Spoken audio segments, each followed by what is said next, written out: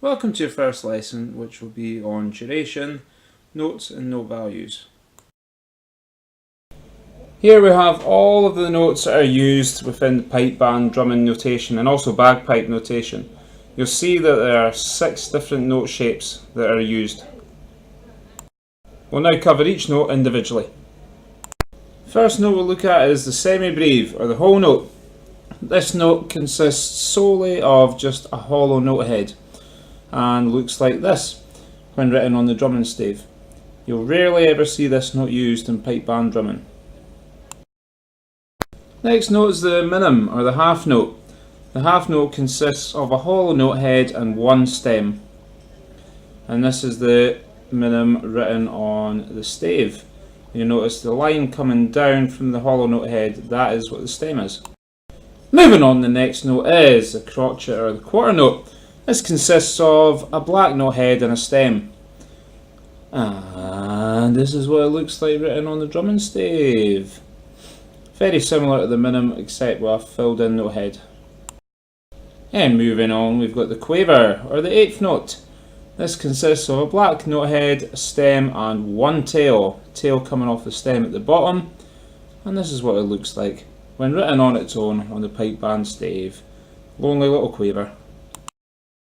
The next note is the semi-quaver, or the 16th note. It's a black note head, a stem and 2 tails.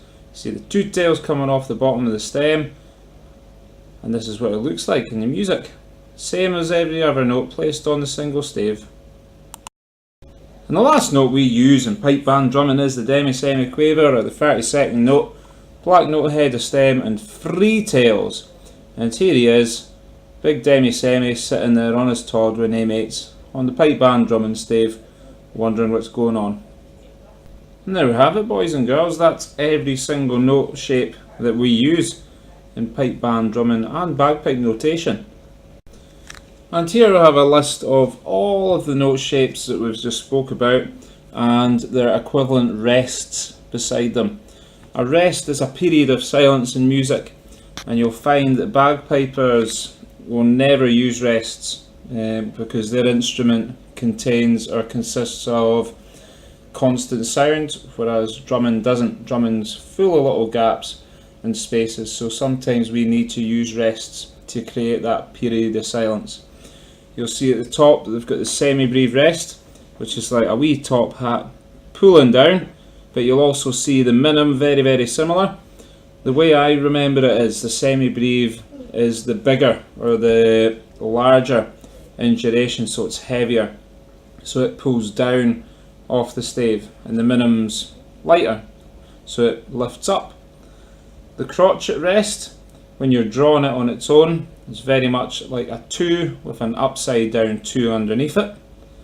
The quaver, I always remember it as a small 7, or a small artsy 7 you would say, and the top of the 7 being representing the single tail that's on the quaver. On the semi-quaver, you'll see that it's got 2 lines at the top of it, or 2 tails as you would say, same as the note. And the demi-semi-quaver has the 3 tails, or the 3 lines, which is the exact same as the note. So each of the notes and each of the rests all have the exact same duration. So if you're playing a tune and you see a crotchet rest, you've got to wait, you've got to stop playing and rest for the length of that crotchet. Don't have enough time for a beer, alright, a crotchet isn't very long. Might be able to squeeze one in if it's a semi-breve rest, but I doubt it very much. Okay, to summarise, there's 6 note shapes in general use in pipe band notation. First one's the semi-breve, which is just a hollow note head. Second was the minim, which is a hollow note head and a stem. Third was the crotchet, which is a blacker filled in note head and a stem. Fourth was the quaver, which is a black note head, a stem and 1 tail. Fifth was the semi-quaver, which is a black note head, a stem and 2 tails. And the final one was the demi-semi-quaver, which was a black note head, a stem and 3 tails.